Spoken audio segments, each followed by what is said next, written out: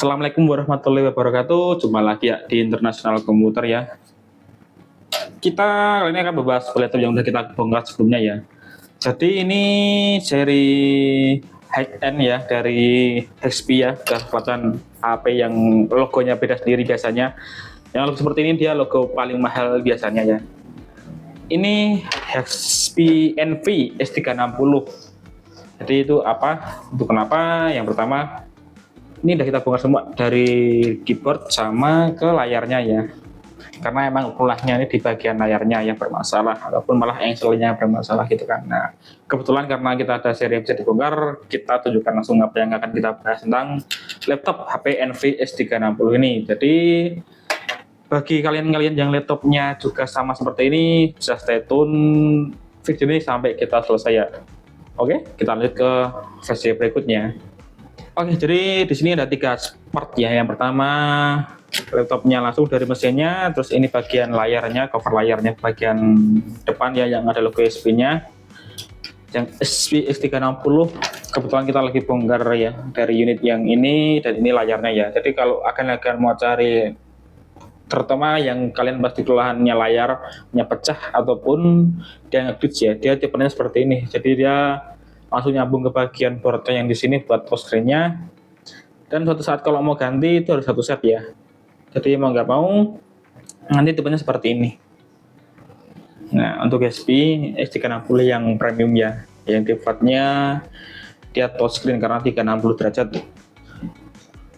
Yang bisa dibahas dari ini paling untuk wifi-nya ya, karena dia udah wifi, coba sebentar, dia sudah wifi 6 ya, yang paling kenceng lah untuk saat ini ya, pada saat laptopnya ini dikeluarkan ya.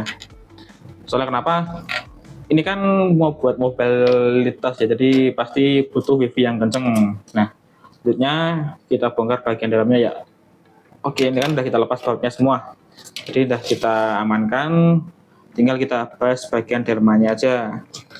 Yang kelihatan yang ngelar-lari apa? Ini bagian soket di bagian wifi-nya, karena kita lepas ya bagian layarnya tadi. Ini buat slot wifi-nya yang di sini. Oke, yang pertama udah kelihatan ya, di sini ada slot SSD-nya, dia bawa 512 GB.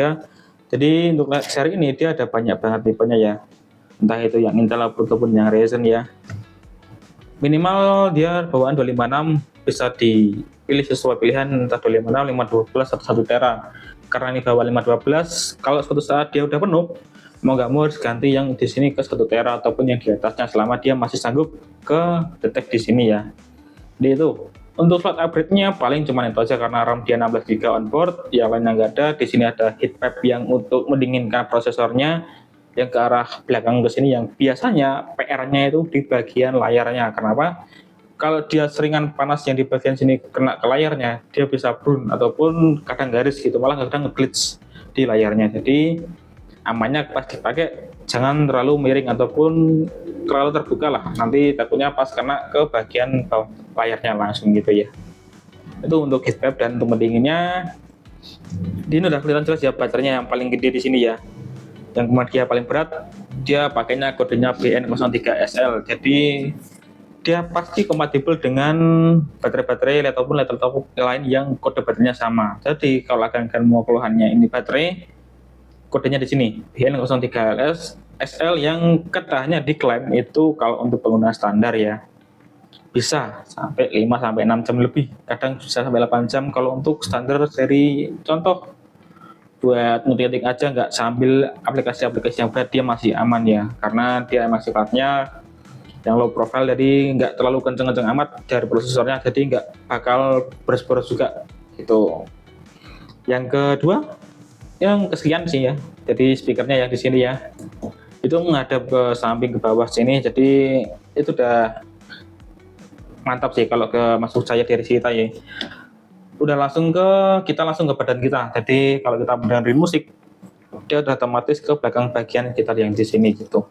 Jadi otomatis nanti layarnya ke sini, speakernya udah ke kita. Untuk suaranya terbilang lantang ya dan bagus ya untuk kelas serinya ini ya. Walaupun masih ada banyak banget seri yang di atasnya yang lebih bagus di bagian speaker ataupun yang lainnya, cuman kan setiap brand dia punya kelebihannya masing-masing. Jadi kita nggak bisa satu tunjuk ke brand ini jelek ini bagus, nggak. Jadi semua brand itu bagus, punya kelebihannya masing-masing. Itu. Yang lainnya apa yang tidak ada ya? Cuman slot bagian kiri dan kanan. Yang pertama ini bagian kanannya dulu ya. Ini terdekat buat port jack charger, terus USB dan SD card. Jadi ini USB-nya tipe yang di sini ya, USB yang biasa 3.0 dan power jack untuk charging sama SD card yang kecil. Jadi kalau akan tukang foto ataupun yang butuh SD card bisa langsung dimasukin ke sini tanpa harus pakai converter yang lebih tinggi lagi, yang gedenya lah hitungannya. Jadi kalau bawaannya yang dia kecil tinggal dipasang aja udah langsung kebaca. Lanjut yang bagian kiri, jack audio, jack LAN, dan USB Type-C ya. Yang ini udah bisa buat ngecas juga harusnya, karena di sini ada logo baterainya ataupun buat chargingnya gitu. Dan misalnya nanti ini wifi-nya bermasalah, udah ada jack LAN ya. Jadi insya Allah masih aman banget. Cuman PR-nya di slot USB-nya yang sedikit, cuman satu aja. Jadi kalau akan mau nambah slot USB, mau nak mau harus pakai USB hub yang tipe C ataupun tipe yang USB. Jadi saran bisa pakai tipe C, hubnya nanti yang banyak biar dia juga bisa kuat. Nah, PR-nya lagi di sini dia nggak ada display out ya. Jadi mau nggak mau display out-nya harus pakai yang tipe C. Itu PR-nya, karena untuk seri-seri slim kadang dia ada yang dipangkas ya, entah itu bagian USB-nya ataupun dari output untuk VGA-nya ataupun display out yang lainnya gitu. Oh ya, lupa. Ini dia udah dibekali fingerprint ya, yang di bagian sininya. Jadi nanti kalau mau masuk ke Windows, tinggal di-scan ke sini aja, dia udah langsung masuk ke Windows. Itu buat nilai plusnya banyak banget sebenarnya. Cuman kalau kita rinci satu persatu, itu bakal banyak. Jadi paling bisa searching ulang ke bagian brandingnya langsung, ataupun pas mau beli dicek spesifikasi dan kawan-kawan apakah sudah sesuai sama kebutuhan atau tidak. Paling itu.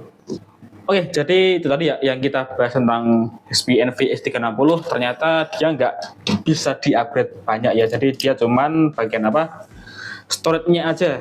Jadi RAM-nya dia onboard 16 GB, SSD bawaan 512. Cuman kan pas kalian beli nanti dia ada banyak opsinya ya, yang 256, 512 dan kawan-kawannya. Tergantung dari seri chip yang kalian pakai, bisa dari Intel ataupun dari Ryzen-nya tadi ya. Paling cuman itu aja yang bisa dibahas tentang dalemannya ini. Cuman kan dia emang slot upgrade-nya dia cuman dikit, cuman bagian storage-nya aja. Jadi kalau dia udah penuh, mau nggak mau kalian harus ganti ke SSD yang lebih tinggi lagi. Paling itu aja. Secara fungsional dan kegunaan untuk laptop touchscreen dia udah mumpuni banget ya guys ya. Jadi buat yang kalian masih ada yang bertanyakan tentang laptop HP Envy S360, bisa komen di bawah aja ataupun seri-seri yang lain. Atau kalau kakaknya masih pingin banget yang lebih jelasnya bagaimana ataupun yang ditanyakan lebih spesifik, langsung ke DM di IG kita ataupun di WA kita ya. Nanti kita bantu jawab. Terima kasih telah menonton video ini sampai selesai. Sampai jumpa di video berikutnya. Sampai jumpa.